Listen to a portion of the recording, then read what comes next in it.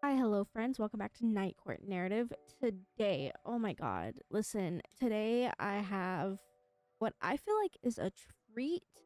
Um, I, for a little backstory, I guess, there was a book I discussed probably like 2 weeks ago, about a very, very lovely author. Her name is Lore. We absolutely love her here. Um, I really love watching her videos. I watch all of her vlogs. Every time she posts a video, I am the first there to watch it and to hype it up. But anyway, she posted a video. I think she ended up getting in her special editions of a series called the Duskwalker Brides.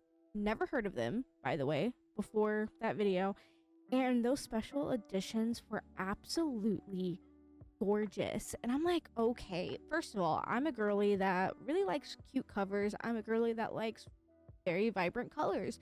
So everything came together and I'm like, I really like the way that looks. Mind you, it's a special edition cover. So I'm getting like sucked in by something that's not even like the OG cover. But then I end up was like, I'm gonna give it a shot. Why the hell not? Because kind of at the moment I'm kind of in like this weird reading slump, and if I'm gonna be like fully transparent with you, I don't think it's a reading slump. I think it's a podcast slump. I think this podcast, even though you don't ever see what happens behind the scenes, you guys just see the videos. It's a lot to handle, and I used to really pride myself on being able to get 2 videos out a week and to post clips on YouTube and TikTok. And if you guys are on my other social platforms, you guys know that clips stopped getting posted a few months ago. I just physically cannot keep up with the amount of workload that comes into this podcast, especially with working full time and all of that. So I think, honestly, if I'm being fully transparent with you, I think it was like a podcast slump. I really love reading and I really love books, but it just got to the point where I was just like, I don't want to read anymore. And I don't know. I don't know if it was the podcast doing that or if it was just like me constantly reading horrible book after horrible book. But nonetheless, I ended up picking up book 1, which is A Soul to Keep. This is by the author Opal Rain. First of all, the OG cover, absolutely fucking stunning. I love it. It's like black, blue, white. We have Orpheus and Reia on the front cover, and my god, it is absolutely fucking gorgeous. This book, this book, this book, this book. Listen, this is a dark fantasy romance. And you know, if you've been here for a minute, you know that I am definitely a dark romance girly. I like to dip my toes in the freaky shit. I was absolutely clutching every pearl I had for almost the entire book. I was flabbergasted to oblivion, and no book does that anymore. And I always tell you guys, like, I love spicy books, but god, I'm so sick and tired of the same old copy and paste bullshit. Like, I'm so tired of every book that comes out is literally a copy and paste of the last one. And I think that's where my reading slump comes in, because I'm like, bro, like, nothing is original anymore, and I'm just tired of it. Baby, this one was an original book. Oh, I'm like blushing. Literally, this was such a phenomenal book, and I was actually messaging Laura on TikTok through the entirety of the book with just various things. We end up meeting another what is it, like, are they actually hairbringers? Is that what they're called? I'm sorry, I was too flabbergasted to actually like write notes. And also I feel like I would have had to burn my notes because of how gasted the flabber was. No, they're Duskwalkers. What the fuck am I talking about? They're Duskwalkers. Duh, that's the fucking name of the book. Why am I dumb? Am I dumb? Oh, she wore a crown and came down in a bubble. No, so we have these Duskwalkers. Also, I don't know how good I'm obviously my mic is phenomenal, but if you guys hear noises, they decided they wanted to come and cut my lawn as soon as I start recording an episode. So we're gonna get some background noise. It's fine. Don't worry about it. But no, I have this Duskwalker. His name is Orpheus. He is absolutely a cinnamon roll. And when I tell you he is a cinnamon roll, he is literally a fucking cinnamon roll. He is the sweetest being ever. And you know, they say the more humans you eat, the more humanity you end up gaining. So obviously he's had his fair share. He does want companionship. He wants someone to be there for him. So every 10 years or so he goes and he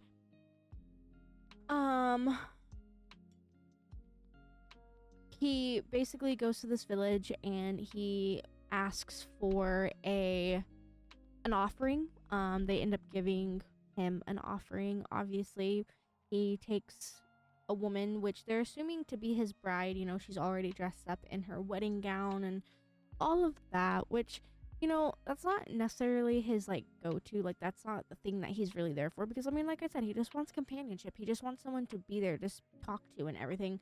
Because, you know, years earlier he did end up having a human, and she honestly was kind of a piece of shit. She didn't really treat him well, and we end up meeting her in the book, and my god, I just wanted to curb stomp her over and over again until she was no more, because she was an absolute fucking tyrant. She was horrible. I could not stand her, and I understand that they bring her in to give like climax and shit like that, but you know, I was vibing without her. We don't need her. She's not relevant. But you know, obviously she did kind of give Orpheus an ultimatum. Kind of, not necessarily. She basically just said, like, to Reia, she was like, oh my god, he's gonna choose me, like, he doesn't want you. And then of course Orpheus like walks in, he's like, where's my woman, because fuck you. And kind of like mentally bitch slaps her, and I'm like, okay, wait, okay, Orpheus. Like, whatever, dude. So we end up, you know, watching her fuck off again, which was very, very nice. But no, we have Reia. She is kind of a badass. She's kind of a badass. She ends up going with Reia. She ends up going with Orpheus. She is the chosen this time around. They really don't like her. They really think that, like, her village believes that she is a bad omen of being there. They believe that she is the reason that her entire family was unfortunately eaten by demons. So they definitely do neglect her very, very harshly within her village. So it's definitely good that she got away. Orpheus is obviously a baby and we love him. Orpheus is also a freak. A stallion, if you will. Some might say that. He is, yeah, no, he's insane. How do I describe Orpheus? If you've never, my microphone stand is actually starting to piss me off. Like, it will not stop moving. So if you hear like weird noises in that area too, I keep having to adjust my mic stand. It keeps like lowering, and like, bitch, I know I'm short, but goddamn, like, stay where you are. Like, I'm now like basically crawling under my desk just to talk to you guys. Fuck. But Orpheus, he is this really tall, I want to say kind of like wolf-like creature, but he has like deer antlers. He has like a skull on his head. His ribs are showing through, so like his ribs are on the outside of his fur. He has super, super long like fingers and claws, and yeah, I don't really know how to explain him. He has these like really big colorful eyes that end up changing on his personality. He doesn't even speak by like moving his mouth or anything. He speaks by like exerting his voice through mind, but like everyone can hear it, if that makes sense. Why do I say so much? We should all do a drinking game one day. The amount of times that I say take a drink.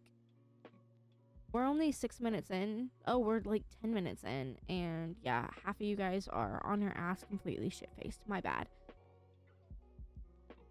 But yeah, he ends up getting her, you know, she's not really the most comfortable being there. She doesn't want to be there. She thinks about escaping from time to time. You know, she's just not feeling it. So, and you know, some of the, what is the word? Some of the, I'm just going to say practices there. You know, he does have a salt ring around his home. He actually has a home rather than a cave like most Duskwalkers have. The human before him, aka the cuntified bitch that we meet, she basically forced him to make a house for her, and you know, obviously didn't want to stay with him after all of the countless stuff that he did for her. But one of the practices that they have is that, you know, he doesn't want other demons smelling that he has a human there, and he wants to keep her safe. He does want to really protect her, so he ends up having to bathe her every single night in a very specific ritualistic way to ensure that her scent doesn't leak out. Eventually, obviously, you know, he does better with the bathing ritual type thing, if he is able to take his gloves off, and eventually she kind of accepts it, and eventually she kind of understands like maybe bath time is fun time, and we do kind of see a little bit of his humanity peek out, because he does get a little bit like things start heating up a little bit, and I'm just like, okay. He is obviously concerned because, you know, throughout, I'm assuming, centuries of doing this, or decades, or whatever the case, you know, the village that he goes and offers protection to, and for like in exchange for a companion, you know, he wants them to be pure, which obviously the village misunderstood pure as in clean, not touched. I don't think I can say the word on YouTube, but during obviously bath time, you know, it kind of goes a kind of a little bit too far, and she starts bleeding, and he's a being that cannot be around blood because, kind of like, let's just say it's like vampires, if you're like kind of confused. Once they smell blood, they kind of go like animalistic, and they kind of just bounce and eat anything in their way. So this is kind of the first red flag, obviously, but this is like the first red flag, and he's just like, uh-oh, like what the fuck happened? And she kind of has to sit him down and be like, you asked for me to be pure, like why are you kind of freaking out right now? And apparently he meant pure from like diseases, just so that they can live quite long. So of course I'm over here LOLing because I'm just like, bro, y'all are stupid, but like at the same time I would have thought the same. So eventually we do get some freaky time. We do get to experience the Duskwalker in different spice levels. Obviously 90% of this book I cannot tell you about. It's that type of dark romance. But tentacles are involved. That's as far as I can take it, unfortunately. But yeah, no, absolutely, yeah. So this book, I think I surprisingly enough, I think I already knew that this book was going to be a 5-star rating for me before I even hit halfway. Oh, I am so sorry. Man, yesterday I was only on 1 hour of sleep. I went to work. I worked my full shift and everything on 1 hour of sleep, and then I didn't actually go to bed until about 1 o'clock in the morning. So I did get sleep last night, but man, it is still hitting hard. I think I have to go get an energy drink. So if you guys hear some yawns, I'm so sorry. I'm trying my best not to. But I already knew this book was going to be a 5-star rating halfway through the book. The writing in this book was so well done.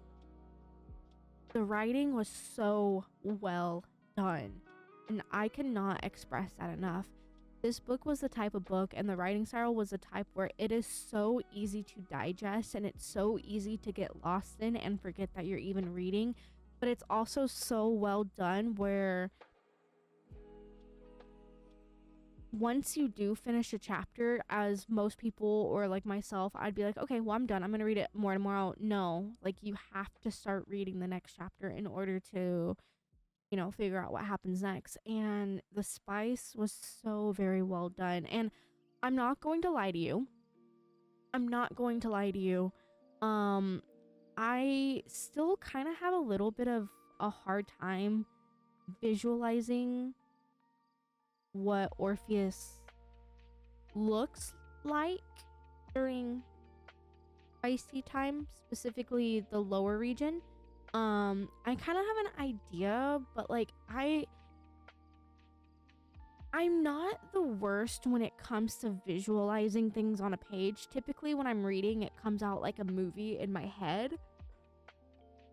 But I don't think I quite understand what it looks like. Like, I have my idea. I think I'm like 85% sure I know the beast, but I don't think I'm fully to the understanding of how drastic it actually was. So I think that too also kept me reading. But then at the same time, I do think the author did a really good job. She described it multiple times throughout the course of the book, and for me personally, she didn't overly explain it. Like most people, like most books with spice in it, they overly explain it, and they always tell you like length and like shit like that over and over and over again. You're just like, bro, I fucking get it. Like at this point, I highly doubt it. I think you're just saying it to make him feel better. But she described it multiple times in the book, and each in a semi-different way, all with the same verbiage being used, but all described in a different way. So I'm very grateful for that, because I know in between the spice scenes, I kind of forget, since it's not a very common region. So it was definitely really nice for her to constantly remind you of the differences between Orpheus being a Duskwalker and a normal human. So that was really nice. I really did appreciate that. But then the story itself, I'm not gonna lie to you. Not gonna lie to you. I'm gonna be 100% truthful, and you guys know that I usually am. This book did get a 5-star out of me. It is a 5-star read. However, plot-wise, not much really happened. I mean, we did see a little bit of the village. We did go to like the demon realm a little bit. We did get most of the book, however, was in the forest, aka his house with the salt ring. That was 99.9% of the book. But I don't think it really bothered me. I think it was done, like the writing was so unique and absolutely fresh that I didn't necessarily mind that there wasn't a lot of flashy this and that. We did get battles here and there. We did get injuries here and there. We got banter here and there. Like, I was actually quite pleased with everything that happened, even though there wasn't necessarily a massive plot. We did, however, get to meet another Duskwalker. He is currently nameless at the moment. He doesn't have a name. He really wants one. I did actually start reading book 2. I think I'm on like chapter 4 or 5, so I'm not too far into it yet. And it's about him. Oh, I love him so much. He's such a fucking sweetheart. But we do meet him. He ends up protecting Reia, and you know, he's just such a precious, lovely baby, and I am definitely glad to see a little bit more about him. And then another one of my favorite characters, we go to like the demon realm.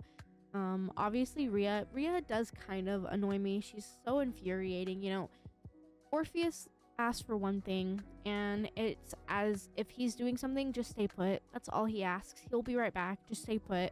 And every single time Orpheus turns his back, Reia is out doing something she's not supposed to do, and then she wonders why she's getting hurt, and then in another breath wondering why Orpheus is getting upset with her. But it's just like, bro, he asked you for one thing. Like, he would literally be back probably in like, in most cases, like an hour. I think the biggest one, he would be back in a week.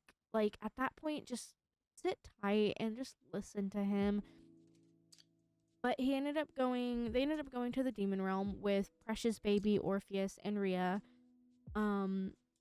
Of course, you know, Reia ends up going off on her own, because why the fuck would she not? It's Reia, for fuck's sake.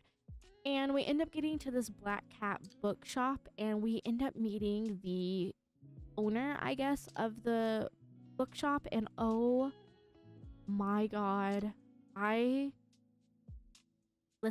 hope he is in more books, or I hope I definitely see him again, or random, like, I just want, like, if the series is completed already, because again, I know nothing about the series. If the series is already completed, I would love a short novella coming out just about him.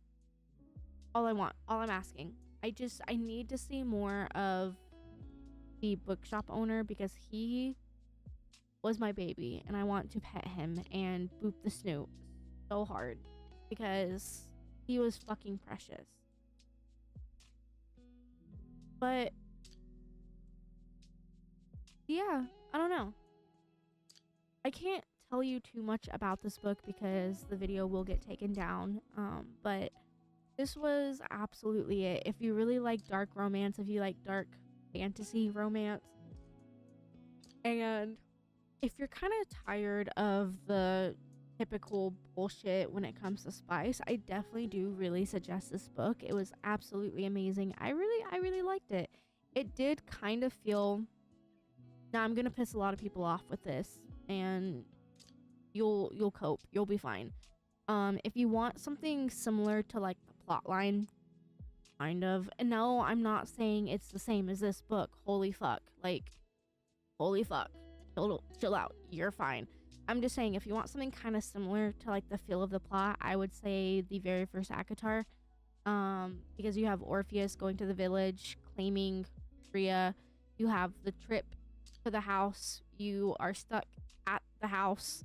And then you go to the demon realm at the end, which you could kind of find it similar to Under the Mountain, kind of. Obviously 2 different plot lines, but if you want like more of like a feel of how the plot flows, I would say it's kind of similar to the very first ACOTAR book, which I could just say ACOTAR, but then, you know, you would yeah, whatever, you know what, fuck off. But I know a lot of people get very sensitive when Sarah J Maas is involved, and honestly, just, it doesn't fucking matter, bro. It doesn't matter. But I do really suggest this book. It is a 5 out of 5. I am currently reading book 2. I should hopefully have book 2 done by tomorrow. I'm hoping, because I'm already ready to film that video too, and to start book 3. And you know, the funny part is, I didn't actually want this. Not want, that's a weird way of saying it. I didn't expect for this series to be like a series on my podcast, but man, it was just so good. It was so good. Like, while I was almost finished with the first book, I already made the thumbnail and everything. I literally just needed to talk about this book so much, and I wish I could tell you more, and I wish I could dive deeper into it, but like I said, unfortunately, with how spicy this book was, I would get this video taken down instantly, so I can't do that. So Hopefully, if you have read it, you agree with what I've said so far. If you haven't read it, want to read it, or if you have read it, hated it, absolutely let me know down in the comments, because I am so very excited to continue this series. And if you guys have yet to see the special editions and want to see what I'm talking about, I am definitely going to tag Laura's video for you guys, because I feel like y'all need to go see that. And also, like, check out her vlogs. They are so cozy, y'all. Ugh, whatever. Anyway, I need an energy drink. I need an energy drink. I need to go get something to eat. I don't even think I'm gonna get something to eat until later. I'm waiting for Explicit to come home. He is at work currently, and man, I am starving. But yeah, I hope you guys have a very wonderful day. If you guys don't know or do not remember, I also stream on Twitch. So yeah. Elvish Warriors, if you guys are curious. And maybe by the time you watch this video, maybe I am live at some point. I would love for you to come say hi and let me know that you're from the podcast, because I'm definitely trying to get them two connected. I take pride in my streaming and I take pride in my podcast. So hopefully I see you guys sometime. But I hope that you guys have a very wonderful day, and I, of course, will see you in the next one. Bye, y'all.